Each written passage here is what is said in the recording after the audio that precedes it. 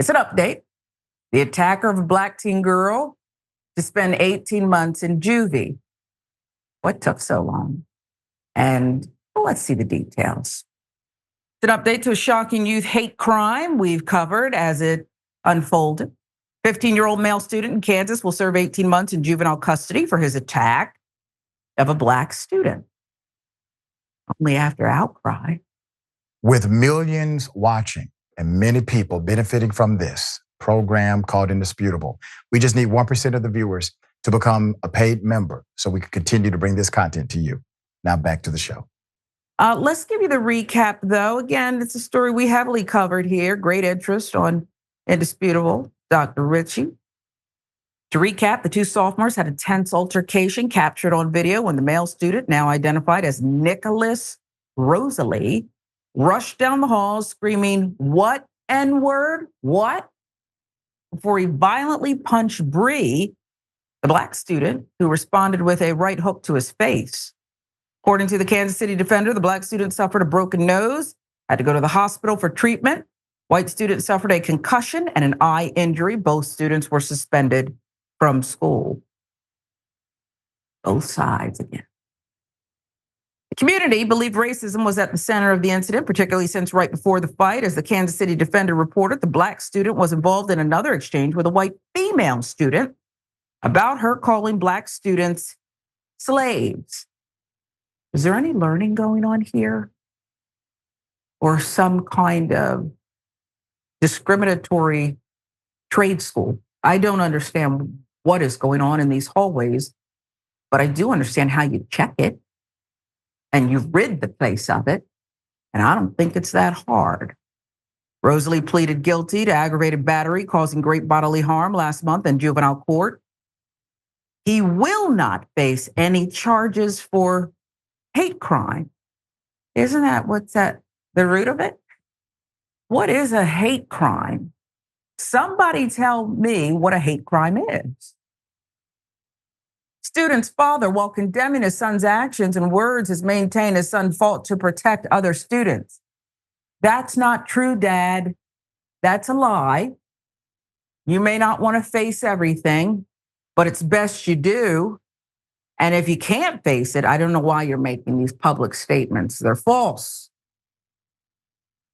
The N-word is ugly, hateful, mean, and disrespectful. I'm upset my son hit a girl. That's one.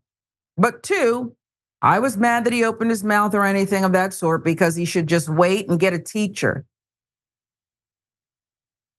So your son is some kind of modern day Robin Hood or do-gooder. And his only crime was taking matters into his own hands, protecting other students against this really violent black girl. She was the aggressor? No involved parties have made any new public comment. Mayor, I don't know why we can't, not we. There's a segment of people in America who cannot face the truth. And I don't know why that is.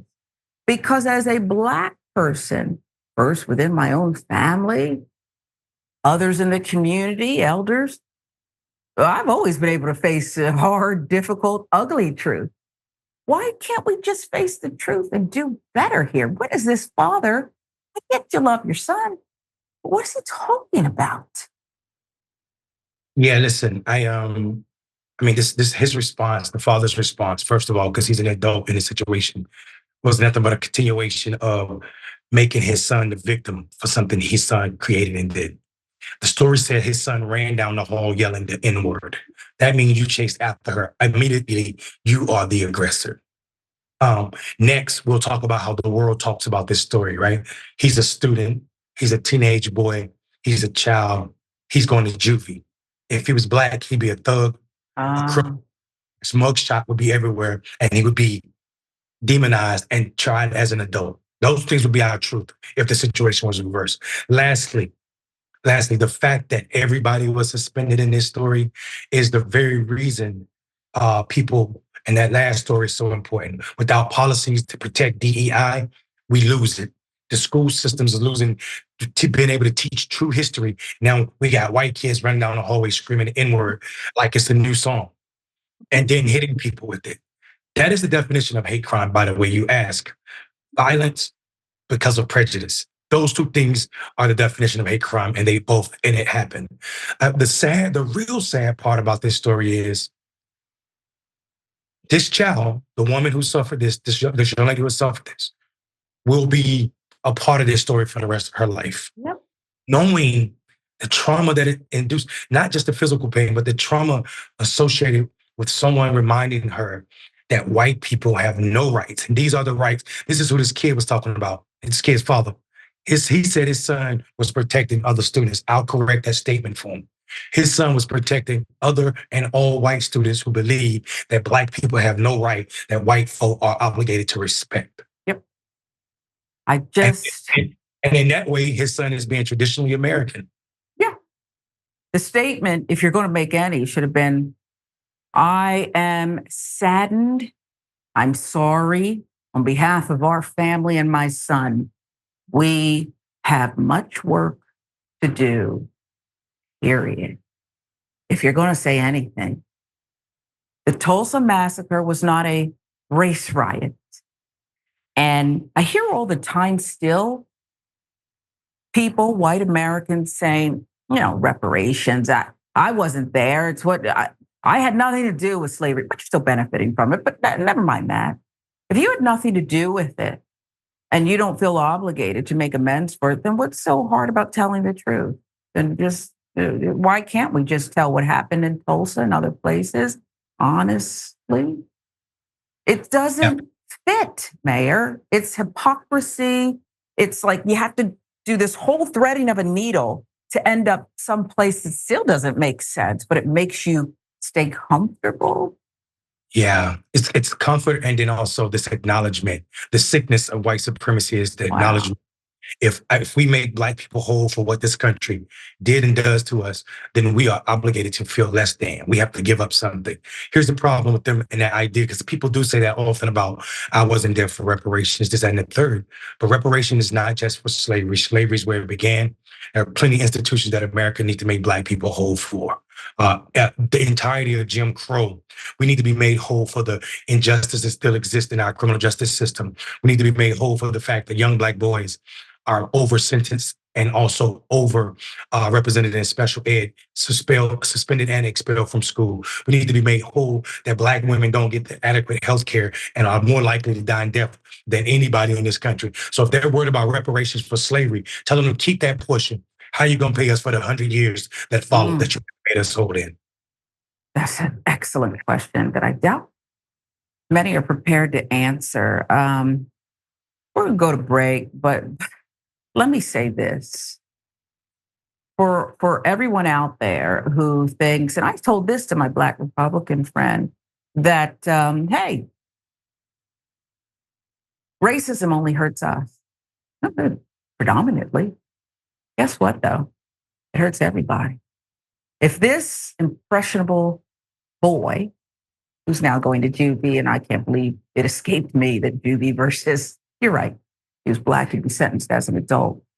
Racism hurts him too.